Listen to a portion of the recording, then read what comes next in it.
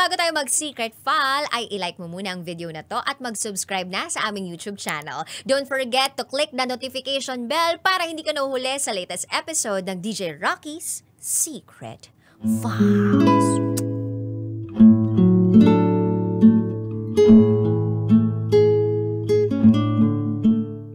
Hindi alam ni tita na si Tito ang ama ng batang pinagbubuntis ng pinsan ko. Hi DJ Rocky at DJ Jello. Itago nyo na lang po ko sa pangalang Linlin. At ito ang aking Secret File.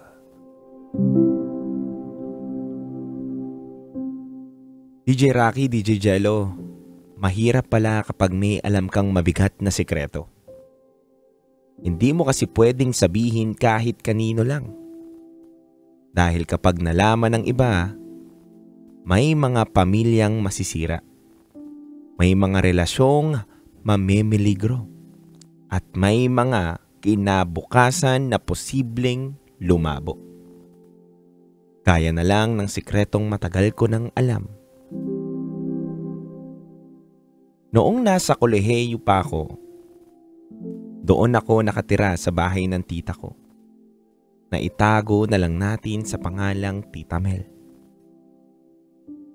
Malayong pinsan siya ng mama ko.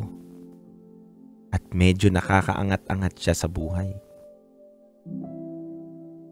Kaya nahingan siya ng tulong ng mga magulang ko dahil hirap din kasi kami. Kaya ang kinalabasan, sa kanila ako nakikitira noon. Bukod sa akin, may isa pa akong pinsan na si Risa at magkaedad lang kami that time. Pero magkaiba kami ng kurso at eskwelahan na pinapasukan. Kagaya ko, nakikitira lang din siya kay Tita Mel. Parang scholar kami ni Tita Mel. Kaya naging malapit ako sa kanya at ganun din siya sa akin. Pero hindi alam ng karamihan na may tinatago kaming sikreto.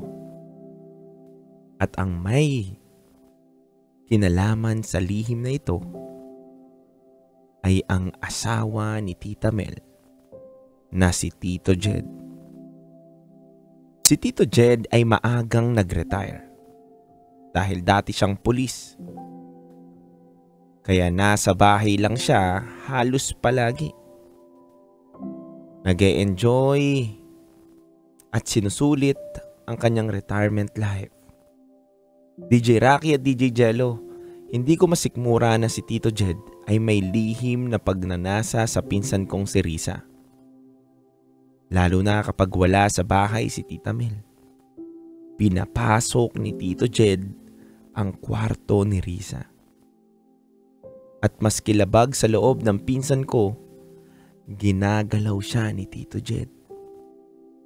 Tinatakot pang wag magsusumbong kay Tita Mel. Pinagbantaan siyang papatayin kapag nagsumbong kaya wala siyang nagawa.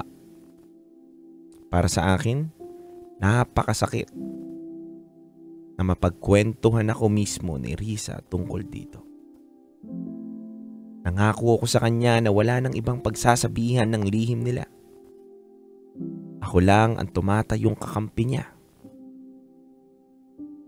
Kailangan ko ring magpanggap na wala akong alam sa nangyayari sa kanila dahil nga sa takot na baka idamay ako ni Tito Jed. Ayaw din kasi ni Risa na magsumbong kami kay Tita Mel. Pero isang araw, may nangyaring hindi inaasahan na kailangan naming paghandaan ni Risa.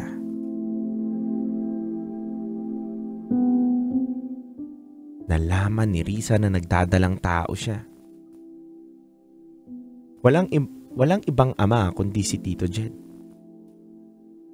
Pero paano nga ba niya dadalhin ang bata? Hindi alam ni Tita Mel ang ginagawa ni Tito kay Risa. Ako lang ang bukod tanging unang sinabihan ni Risa tungkol sa positive na resulta ng kanyang pregnancy test.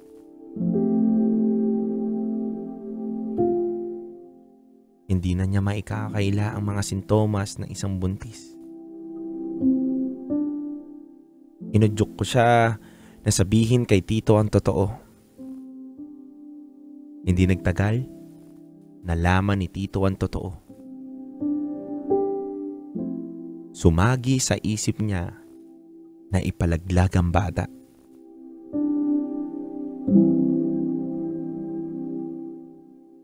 Pero nakumbinsi siya ni Risa na huwag yun ituloy.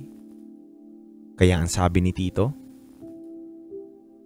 dalhin niya ang bata at palabasin na boyfriend niya ang nakabuntis.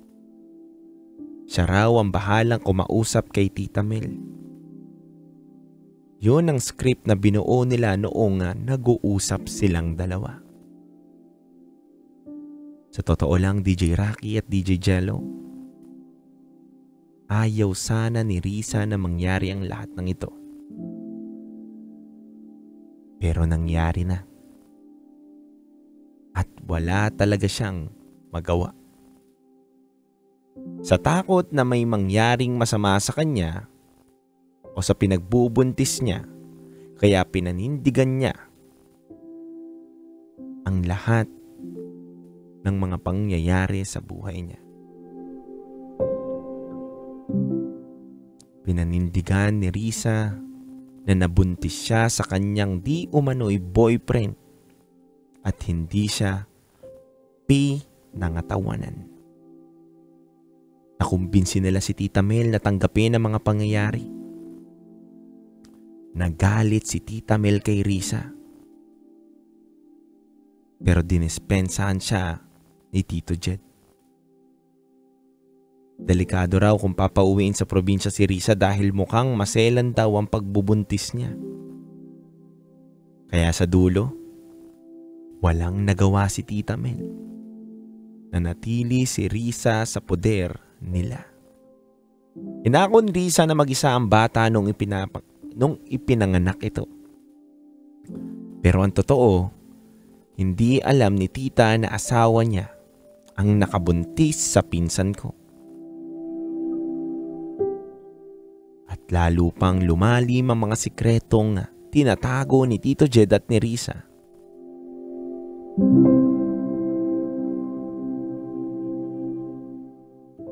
Ang hindi alam ni Tito Jed, DJ Titan at DJ Rocky,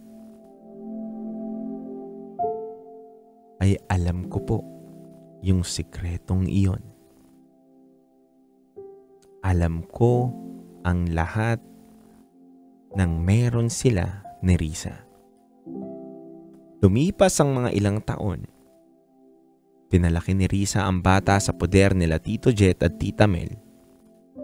Pinalabas na lang nilang lahat na ang bata ay kapatid ni Risa, alang-alang sa reputasyon ng pamilya at para masibang kinabukasan ni Risa. 4 na taon nang nakalipas. Nakatapos na ako ng kolehiyo. Pero si Risa ay nandun pa rin sa bahay nila Tita Mel.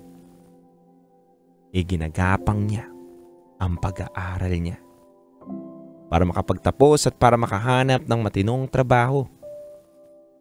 Ang tingin sa kanya ng anak niya ay kapatid. Yun ang pinalabas nila. Yun ang nasa script. Kaya nagtataka ako hanggang kailan yun itatago ni Tito Jet. Hanggang kailan yun ililihim sa iba ni Risa. Hanggang kailan magpapanggap, magtatago sa mga kwentong walang katotohanan. Ang kinakatakot ko lang si Tita Mel na walang kaalam-alam sa tunay na katauhan ng batang inampon nila.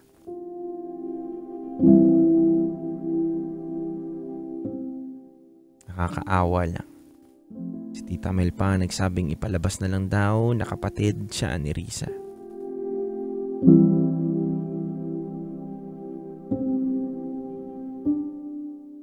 DJ Rocky at DJ Jello, pasensya na kayo. Dito ko na lang sa radyo, kinailangan ibulgar ang nalalaman ko. Hindi na rin kasi masikmura ng loob ko na patuloy ang kasinungalingan. Biktima si Risa, pero biktima rin ang bata. Dahil wala siyang kinalaman, hindi niya alam na bunga siya ng kahayupan ni Tito Jed.